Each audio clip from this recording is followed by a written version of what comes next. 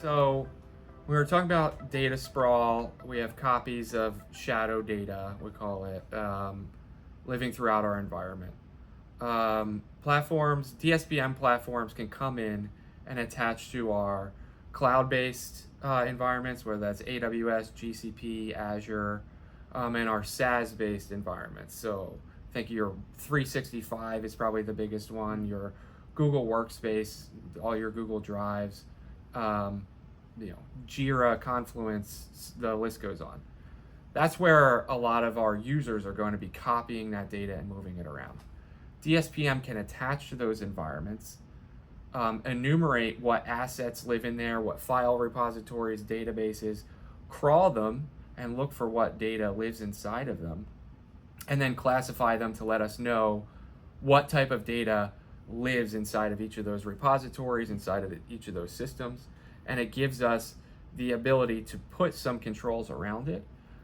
What it also can do is tell us who potentially has access to this data, and who is actually actively accessing that data. And those two lists may be very different from what's intended. Just like anything else in the security realm, over permissioning of assets, services, whatever is very common. And the same thing happens with our data. A lot of the time, data might be moved somewhere, and permissions for everyone are allowed, or too many groups are allowed, and maybe only 3 users need to access it.